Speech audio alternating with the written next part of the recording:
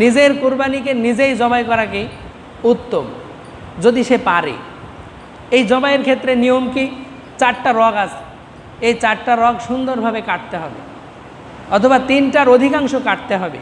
যদি কোনো একটা রগ না কেটে থাকে তাহলে তার কুরবানি তো হবেই না, আর ওই প্রাণীটা মৃত হিসেবে বিবেচিত হবে, মৃত হিসেবে। কারণ তার রগগুলো কাটা হলে তার জানটা সহজে বের হয়ে যাবে, আর রগ যদি কাটা না হয় তাহলে সেটা হার্ট অ্যাটাক অথবা এমনিতেই মারা গিয়েছে এটা ধরে নেওয়া হবে। তাই জবাইয়ের কাছ থেকে আমরা বুঝতে শুরু করি যে জবাই করতে হবে। এখন আল্লাহর জন্য এটাকে কী করতে হবে? জবাই করতে হবে। কোনো বাবার নামেও না, কোনো মাজারের নামেও না, এবং কোনো মানুষের নামেও না। আমরা যে বলি এটা আমার নামে, অমুকের নামে, আমার বাবার নামে, এই কথাটা বলা ঠিক না। এখানে বলতে হবে আমার পক্ষ থেকে, আমার বাবার পক্ষ থেকে, আমার ছেলের পক্ষ থেকে, আমার ওয়াইফের পক্ষ থেকে বলতে হবে। কার জন্য? আল্লাহর জন্য। কার জন্য? আল্লাহর জন্য, আমার নামে না, আল্লাহর নামে। কার নামে? আল্লাহর নামে। এবং দোয়া পড়তে হবে, বিসমিল্লাহি আল্লাহু আকবার। বিসমিল্লাহি আল্লাহু আকবারও বলা যায়, আল্লাহু আকবারও বলা যায়। এই দোয়াটা পড়তেই হবে। এই দোয়াটা কে কে পড়বে? যে যে জবাই অংশগ্রহণ করবে সেই। যারা ধরে তারা না। কিন্তু আপনি যদি নিজে জবাই করেন তাহলে আপনাকে পড়তে হবে। আপনার জবাই অসম্পূর্ণ থাকা অবস্থায় যদি কোনো কসাই আপনাকে সহযোগিতা করার জন্য এসে ছুরি চালায়, তাকেও পড়তে হবে।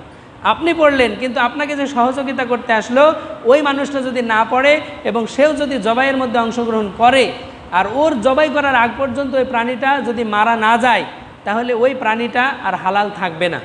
এই জন্য জবাইয়ের ক্ষেত্রে আমাদের গুরুত্বপূর্ণ মাসআলা হলো, যদি নিজে করতে চাই তাহলে করার অনুমতি আছে, এটাই উত্তম। তবে নিয়ম আপনাকে খেয়াল রাখতে হবে রগগুলো সব কাটতেছে কিনা, এবং বিসমিল্লাহি আল্লাহু আকবার আপনি বলতেছেন কিনা, এবং কেউ আপনাকে যদি জবাইয়ের ক্ষেত্রে সহযোগিতা করে সেও বিসমিল্লাহ বলছে কিনা, তাহলে আপনার এই পর্যন্ত কুরবানির জবাইটা সম্পন্ন হয়ে গেল। যদি নিজে করেন তাহলে তো টাকা পারিশ্রমিক দেওয়ার প্রশ্নই আসে না। যদি অন্য কাউকে দিয়ে করান তাহলে এটা যেহেতু আপনার কাজ অন্য কেউ করে দিয়েছে, তাহলে এই ক্ষেত্রে ইসলামিক দৃষ্টিকোণ হলো তাকে আপনার কিছু পারিশ্রমিক দিয়ে দেওয়া। যদি সে আপনার এমন ঘনিষ্ঠ হয় যে তার পারিশ্রমিক সে নিবেই না, এমনিতেই করে দিবে, আপনার বাবা, আপনার ছেলে, তাহলে তো সেখানে আর পারিশ্রমিকের প্রশ্ন নাই। আপনি এমন কাউকে দিয়ে করাচ্ছেন যে পারিশ্রমিক নেয় বা পারিশ্রমিক নেওয়ার নিয়ম আছে, তখন তাকে কিছু পারিশ্রমিক দিতে হবে। এবং জবাই শেষ তার খালটা ছড়াতে হবে, এটাও একটা কাজ। যদি আপনি পারেন তাহলে এটা উত্তম, অন্য কাউকে দিয়ে করালে আপনাকে পারিশ্রমিক দিতে হবে। মাংস তৈরি করা এটা আপনার কাজ, যদি পারেন তাহলে উত্তম, যদি না পারেন অন্য কাউকে দিয়ে করালে এর পারিশ্রমিক দিতে হবে। এই কথার থেকে আপনারা স্পষ্ট বুঝে ফেলেছেন যে কুরবানির কাজ নিজে করলে সেটাই সবচাইতে উত্তম। অন্য কাউকে দিয়ে যদি করায় তাহলে যদি তার পারিশ্রমিক সমাজে প্রচলিত থাকে তাহলে তাকে পারিশ্রমিক দিতে হবে। এই পারিশ্রমিকটা কুরবানির কোনো অংশ দিয়ে দেওয়া যাবে না, সেটা চামড়া হোক, অথবা একটা খুর হোক, অথবা হাড্ডি হোক, অথবা মাংস হোক। কুরবানির কোনো অংশ দিয়ে পারিশ্রমিক দেওয়া যাবে না।